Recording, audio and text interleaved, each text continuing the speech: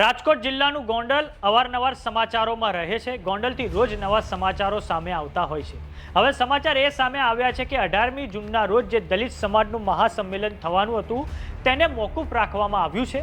આ દલિત મહાસંમેલન એટલે રાખવામાં આવ્યું હતું કેમ કે વકીલ દિનેશ પાતર પર અલગ અલગ કેસોમાં ફરિયાદ નોંધાઈ હતી અને પછી તેમની ધરપકડ કરવામાં આવી હતી. ગોંડલ પોલીસ સમાધાનના મૂડમાં આવી ગયું હોય તેવું લાગી રહ્યું છે. તો આવો જાણીએ શું છે આખો મામલો. નમસ્કાર, જમાવટ સાથે હું છું પાર્થ.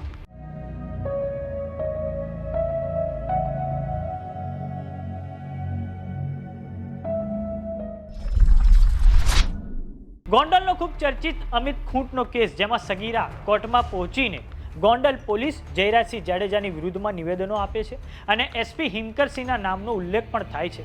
સગીરાનો આક્ષેપ હતો કે પોલીસે તેમની સાથે બળજબરીથી નિવેદનો લીધા હતા. જો કે અમિત ખૂંટ જ્યારે અંતિમ પગલું ભરે છે ત્યારે અનિરુદ્ધસિંહ, રાજદીપસિંહ અને એક યુવતીના નામનો ઉલ્લેખ કરે છે.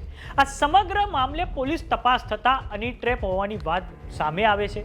આ કેસમાં બે વકીલોની સંડોવણી ખુલે છે, જેમના નામ છે સંજય પંડિત અને દિનેશ પાતર.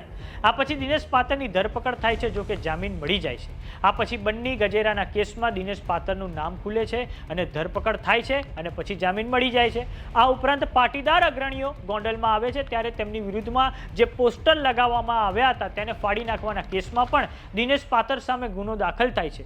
આમ અલગ અલગ કેસમાં દિનેશ પાતરની ધરપકડ થાય છે. આ પછી તેમની તબિયત લથડતા હોસ્પિટલમાં દાખલ કરવામાં આવ્યા હતા અને તેમણે આરોપ મૂક્યો હતો કે તેમને ખોટી રીતે ફસાવવામાં આવ્યા છે. સાથે જ તેમણે બે પોલીસ ઇન્સ્પેક્ટર પરમાર અને ઓડેદરા વિરુદ્ધ આક્ષેપો કર્યા હતા. વકીલ દિનેશ પાતર સાથે વ્યવહારથી દલિત સમાજ નારાજ થાય છે અને ગોંડલ પોલીસની સામે આક્ષેપો કરવામાં આવે છે.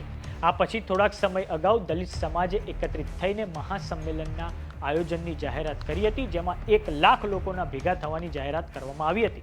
આ પછી અમિત ખૂંટ કેસમાં સગીરા કોર્ટમાં જઈને પોલીસની વિરુદ્ધમાં જે નિવેદન આપે છે તેનાથી ગોંડલ પોલીસ જાણે બેકફૂટ પર આવી ગયું હોય તેવું લાગે છે.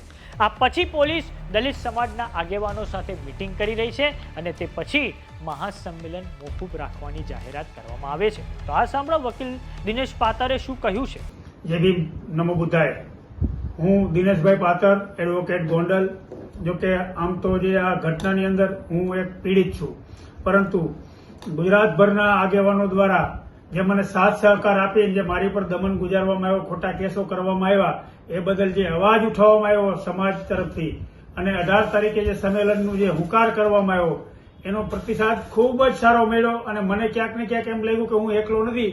મારી પાછળ તો આટલા બધા બોડી સંખ્યામાં મારા સમાજના યુવાનો અને આગેવાનો ઉભા છે, એટલે મને 100% ન્યાય મળશે. અને આ અવાજના કારણે સરકાર ક્યાંક ને ક્યાંક બેકફૂટ ઉપર આવી અને એમના અધિકારી એટલે કે રેન્જ આઈજી સાહેબને સૂચન કરવામાં આવ્યું અને રેન્જ આઈજી સાહેબ દ્વારા એસપી સાહેબને કહેવામાં આવ્યું કે ભાઈ એમના આગેવાનોની મિટિંગ કરી એમની શું માંગણીઓ છે સાંભળો, પોઝિટિવ હોય તો એ માંગણીઓ સ્વીકારો.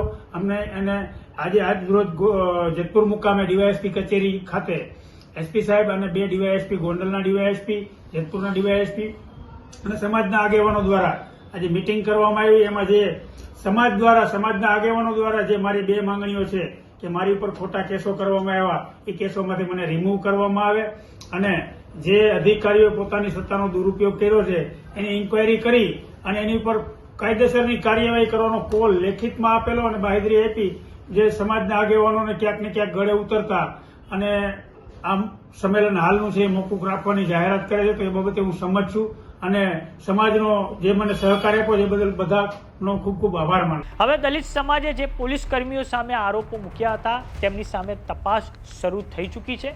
દલિત સમાજનો ક્રોધ શાંત થયો હોય તેવું લાગી રહ્યું છે. તો આ બાબતે જે પણ અપડેટ હશે અમે તમને આપતા રહીશું. જોતા રહો જમાવટ. જો તમે અમને યુટ્યુબ પર જોઈ રહ્યા તો સબસ્ક્રાઇબ કરો. જો તમે અમને ઇન્સ્ટાગ્રામ અને ફેસબુક પર જોઈ રહ્યા તો ફોલો કરો. નમસ્કાર.